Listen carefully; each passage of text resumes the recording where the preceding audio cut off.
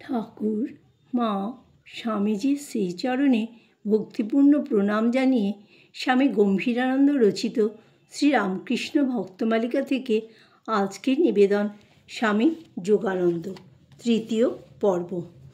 ঠাকুরের কথা শুনিয়া যোগীন একেবারে বিমুগ্ধ। বিয়ে করেছিস? তা কি হয়েছে? এ কি নতুন কথা?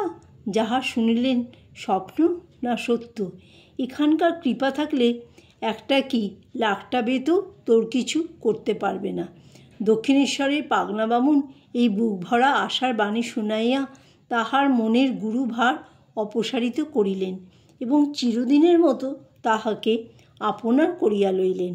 চারিগণ্ডা পয়সা ফেরত দিবার জন্যই না তিনি সেদিন মন্দিরে আসিয়াছিলেন।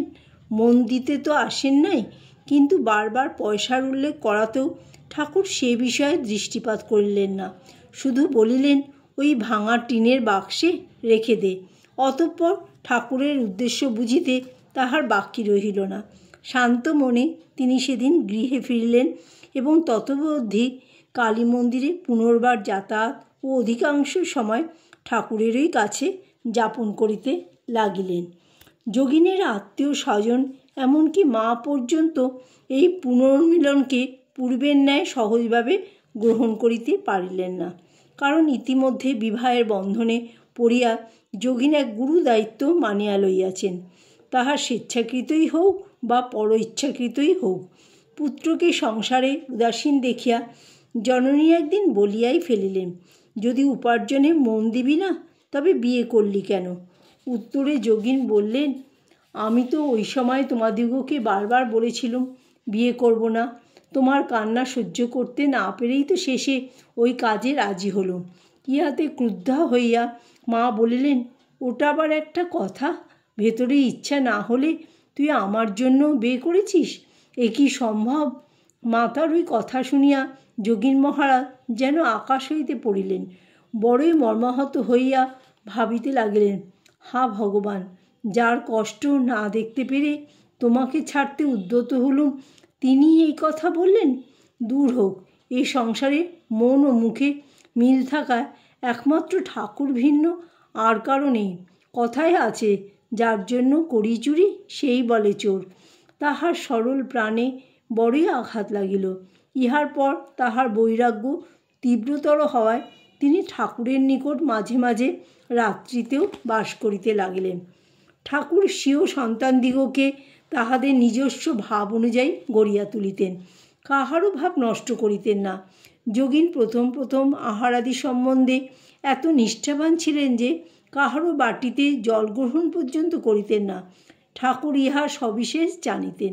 একদিন তিনি যোগিনের সঙ্গে নানা জায়গায় ঘুরিয়া অবশেষে সন্ধ্যার সময় বাগবাজারে শ্রীযুক্ত বলরাম বসুর বাড়িতে উপস্থিত হইলেন।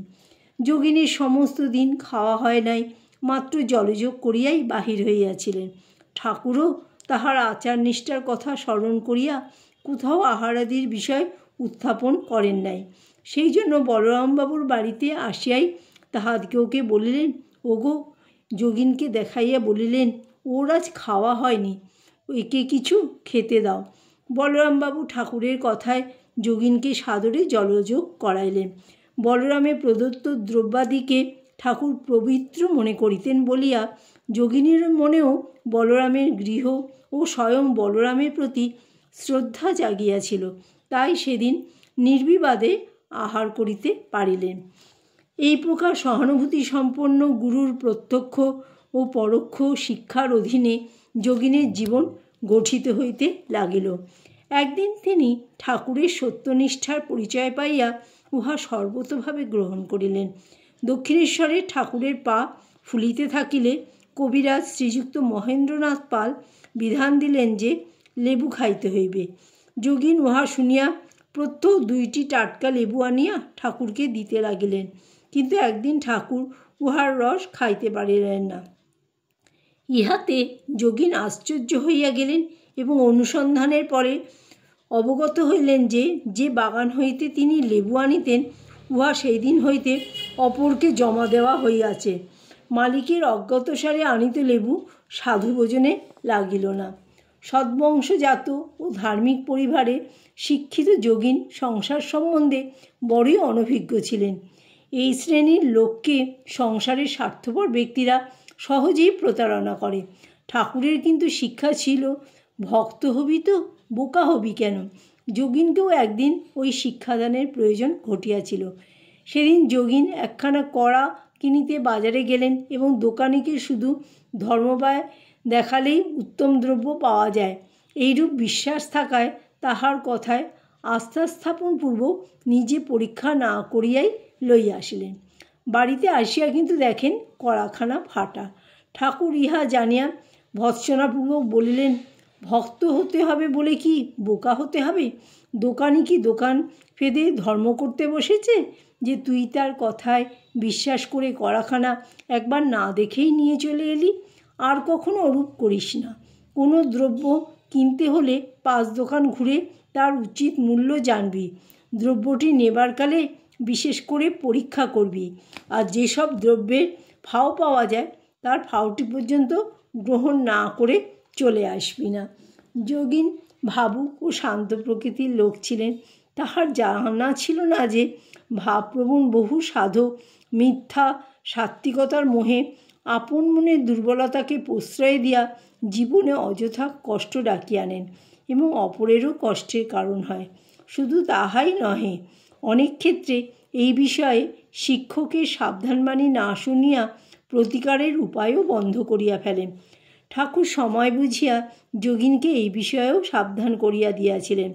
ঠাকুরের বস্ত্রাদি যে বাক্সে থাকিত উহার মধ্যে আরশোলা বাসা করিয়াছিল।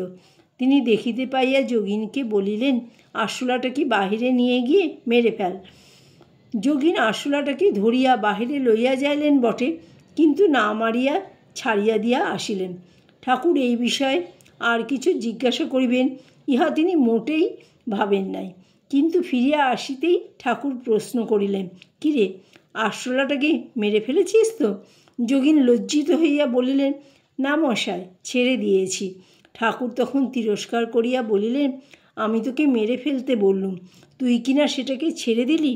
যেমনটি করতে বলবো ঠিক তেমনটি করবি, নতুবা ভবিষ্যতে গুরুতর বিষয় সকলেও নিজের মতে চলে পশ্চাৎতাপ উপস্থিত হবে।